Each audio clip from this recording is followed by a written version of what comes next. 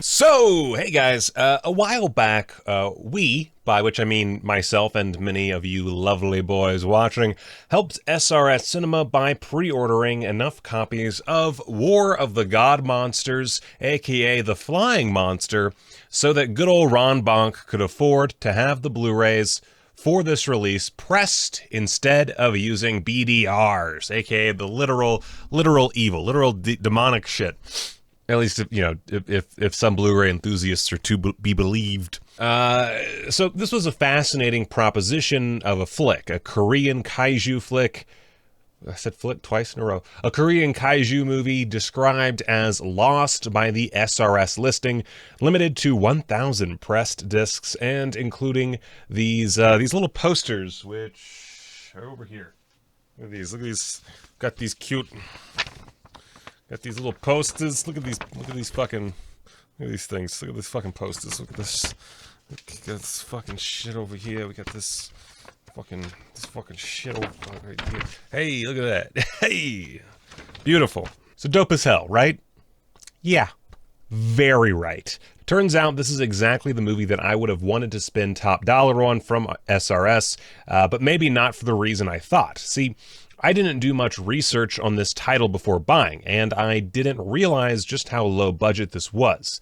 I didn't realize that the director also made the Bruceploitation flick Bruce Lee's Ways of Kung Fu, and I think maybe co-directed a film with Godfrey Ho, or made something Godfrey Ho then took over. I don't know. Anything's possible with the Ho, you know what I'm saying?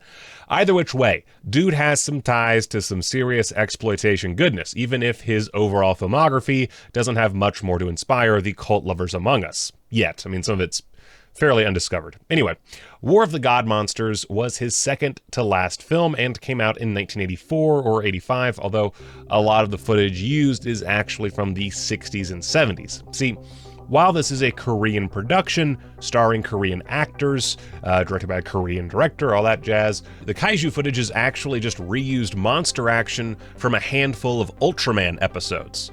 We got the oil monster Pestar here with his adorable bat face and charming singing voice. Big Bird's derpy cousin Toroculus, I don't know. I don't remember how to say any of these. And many more, including Verocron from Ultraman Ace, whom I prefer to just call Mr. Luscious Hemorrhoid Tits. Anyway, let's just read off the synopsis provided by SRS on their website. A young reporter named Kang Ok-hee. Let me be straight with you guys, I have an ulcer on my tongue right now, and I cannot, for the life of me, say any Korean names. So this chick is writing a story about the theories of Dr. Kim, a scientist who believes that dinosaurs still exist in the modern world. When gigantic creatures suddenly appear and cause massive destruction, the doctor and journalist must find a way to save the world. Sure, why not? Close enough. What's fascinating about War of the God Monsters is that it's both super simple and borderline incomprehensible. Our main dude, Dr. Kim, both wants the world to listen to him about his modern dinosaur theories and doesn't want a reporter snooping around his business. His daughter, who has the best and often most inappropriate expressions on the face of the damn planet, along with the aforementioned reporter, are constantly seeing mass destruction and giant beasts, and show next to no shock about them. When the monsters attack, no one believes the doctor, but that might be due to the attacks being dreams, but also not. It's a befuddling experience. All of it very obviously filmed on the cheap in order to edit together with the old footage from the Ultraman shows. Now, what I found most fascinating and, well, aggressively entertaining is that it works, but not in the way you'd expect. The actual connection between new and old footage is tenuous at best. The film takes place in what looks like a secluded fishing village, but we see massive factories and city settings being destroyed. And the new footage takes an approach that's filled with both comedic hijinks and harrowing drama, or at least an attempt at harrowing drama, sometimes both ground together in a mindfuck paste. That's exactly what I'm looking for in the best entertaining failures. Straight up, a small child is killed at one point. I think it actually might have been a baby, but you barely get a look at the damn thing. Or at least it's implied to be killed. And I can't tell if the way it's played is meant to be dramatic or hilarious. There's also more overt silliness, like this dinosaur skull with the matching bones, or the similar bones on display in Dr. Kim's office, which might actually be my office now that I'm looking at it. On the downside, for kaiju fans, not only is the giant monster footage recycled from the Ultraman TV shows, it takes over 40 minutes to get to any real destruction. There is like one very brief scene early on, and then it takes forever to get to more of it. However, the final 20 minutes or so really has to be seen to be believed. The recycled footage is super obvious, and the character reactions and little snippets of newly shot drama and destruction is hilariously daft.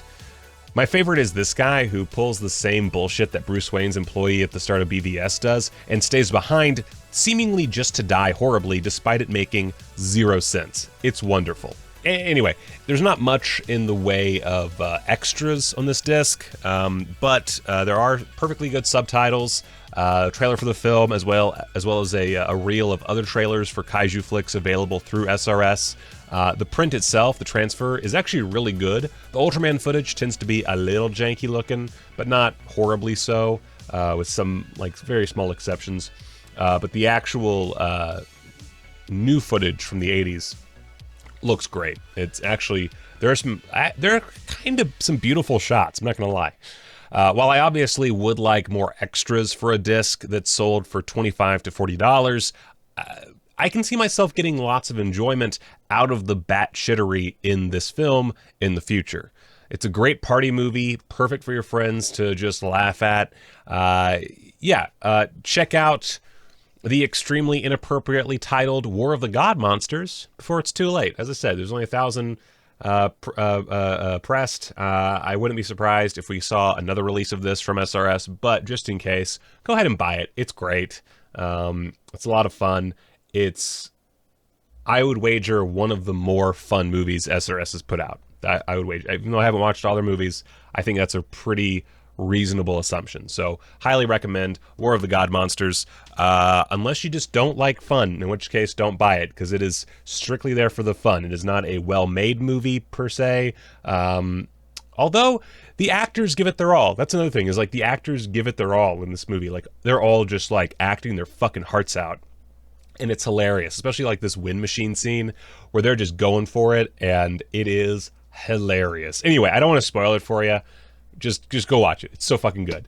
Thank you for watching this video. I know it was really short. Again, I have a thing on my tongue. I can barely talk right now. So making this nice and short just to get a video in for the day. Thank you so much. Go watch the Grizzly video. I put a lot of time and effort into that one.